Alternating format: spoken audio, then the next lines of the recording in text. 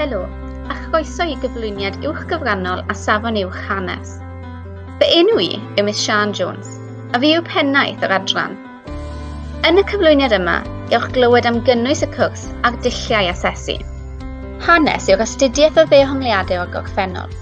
Mae haneswyr yn archwilio digwyddiadau sydd wedi digwydd ac yn ceisio rhoi'r digwyddiadau hynny yn eu cyd-destun gyda'r bobl a'r ymgylchedd o'r un cyfnod ar digwyddiadau hynny. Pan fydd eraill yn ceisio defnyddio neu'n camddefnyddio ffeithiau I hyrwyddo credoau gwleidyddol neu eideolegol, gall haneswyr werthuso'r dystiolaeth yn feirniadol a cheisio cynnig cyfrif mwy dibynadwy. Fodd bynnag, mae pob cyfrif yn debygol o fod yn wahanol oherwydd ei fod wedi elunio gan brofiad a chredoau unigolion. Dyma pam mae astudio hanes mor bwysig. Dylai pawb allu gwerthuso'n feirniadol y dystiolaeth maen nhw'n ei chanfod, neu sy'n cael ei chyflwyno iddyn nhw, a gwneud penderfyniad wybodaeth a all effeithio ar y modd rydym yn gweld y gorffennol, a sut rydym yn ceisio llunio'r dyfodol. Dyma grynodeb o'r cwrs.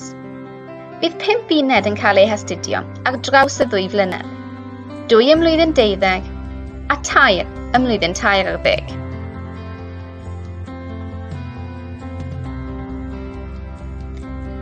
Uned 1 yw gwleidyddiaeth, protest a diwygio yng Nghymru a Lloegr tua 1780 I 1880. Mae'r uned yma'n astudio cyfnod o 100 mlynedd ac yn canolbwyntio ar ddigwyddiadau o fewn y cyfnod. Byddwch yn astudio amrywiaeth o ddeunydd a fydd yn eich galluogi I farnu tebygrwydd a'r gwahaniaethau a thorhad a newid ar draws y cyfnod. Yn y thema yma, byddwch yn edrych ar y pwysau cynyddol am ddiwygio seneddol ac ymateb y llywodraeth i'r pwysau gwleidyddol a chymdeithasol. Byddwch yn edrych ar rôl brif weinidogion y cyfnod fel William Pitt ar arglwydd Liverpool a pholisïau sy'n cael eu cyflwyno. Byddwch yn dysgu am derfysgoedd Merthin, terfysgoedd Rebecca a phrotestiadau'r Siartwyr gan edrych ar yr achosion, digwyddiadau ac effeithiau. Cewch gyfle I edrych ar brif ddiwygiadau cymdeithasol y cyfnod fel y ddeddf iechyd cyhoeddus a newidiadau i'r economi. Byddwch yn gorffen yr uned wrth gael trosolwg o brif bleidiau'r cyfnod ac edrych sut maent wedi newid ar draws y cyfnod. Bydd yr uned yn cael ei hasesu drwy un arholiad 1930 munud. Bydd angen I chi ysgrifennu 2 draethawd. Un yn gofyn I chi ganolbwyntio ar amserlen gul o tua 15 I 40 mlynedd, ac un arall a fydd yn gofyn I chi roi cyd-destun i'ch dealltwriaeth dros gyfnod ehangach o tua 50 I 100 mlynedd. Mae uned 2 yn rhan o'r astudiaeth manwl, ac yn yr uned yma byddwch yn astudio'r rhan 1, sef Weimar a'i heriau, tua 1918 I 1933.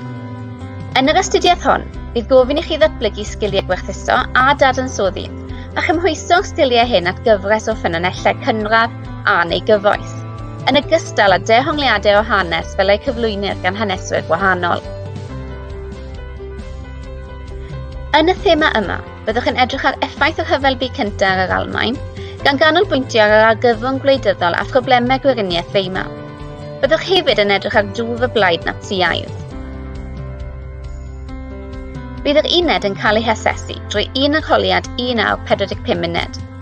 Bydd un cwestiwn yn edrych ar werth ffynonellau eu hanesydd, ac cwestiwn 2 yn edrych ar ddehongliadau hanesyddol. Ym mlwyddyn 13, bydd 2 uned astudio. Uned 3 yw y ganrif Americanaidd, tua 1890 I 1990.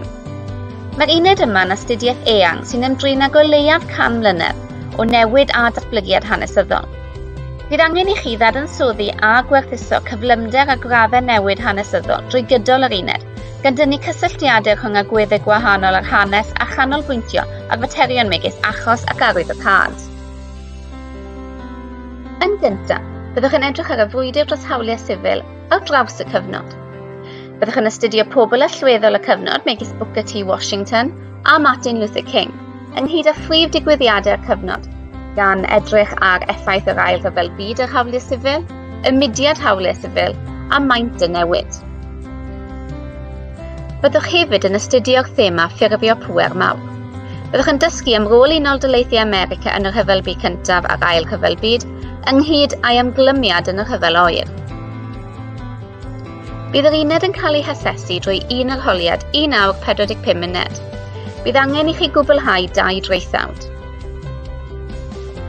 Mae uned 4 yn parhad o'r astudiaeth manwl. Yn yr uned yma, byddwch yn dysgu am yr Almaen Natsïaidd. Byddwch yn dysgu sut wnaeth Hitler atgyfnerthu grym gan edrych ar ddigwyddiadau fel Tan yr Reichstag a Noson y Cyllell Hirion. Byddwch yn dysgu am ei polisïau economaidd, cymdeithasol, crefyddol a thramog ynghyd â'i camau at ryfel. Bydd yr uned yn cael ei hasesu drwy un arholiad 1 awr 45 munud. Bydd un cwestiwn edrych ar werth ffynonellau hanesydd. Hefyd bydd angen i chi gwblhau 1 traethawd. Bydd angen i chi ddangos eich sgiliau ymchwilio a dadansoddi wrth i chi gwblhau gweithgaredd sy'n seiliedig ar gwaith ymchwil i esbonio pam a sut mae dehongliadau gwahanol yn cael eu llunio. Dyma fydd eich asesiad mewnol. Mae uned 1 a 2 gwerth 50% o'r cwrs uwchgyfrannol. Bydd yr uned 2 yn cael ei hasesu ar ddiwedd flwyddyn 12. Wrth ddilyn y cwrs safon uwch, mae pob uned gwerth 20% o radd derfynol.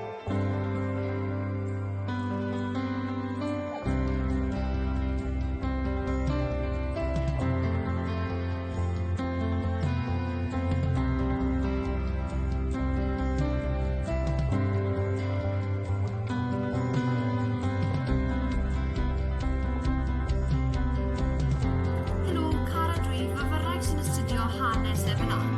Mae'r cwrs safon uwch yn eich helpu i ddatblygu eich gwybodaeth am nodweddion gwleidyddol, cymdeithasol ac economaidd.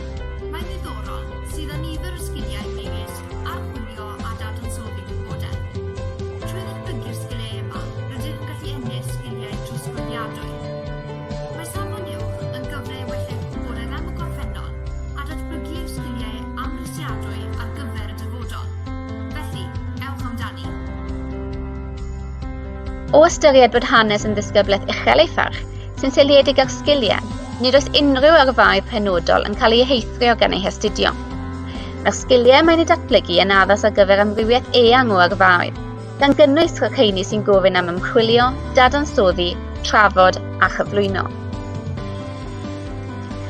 Gallech chi weithio mewn meysydd sy'n gysylltiedig yn draddodiadol ag astudio hanes, megis addysgu, treftadaeth ac amgueddfeydd, yn ogystal â chadwraeth archifau, llyfrgelloedd a phrifysgolion. Fodd bynnag, mae gyrfaoedd di-hanes sydd ar agor i fyfyrwyr hanes yn cynnwys y Llywodraeth a Gwasanaeth Sifil, y gyfraith a'r cyfryngau a newyddiaduraeth ymysg llawer o rai eraill.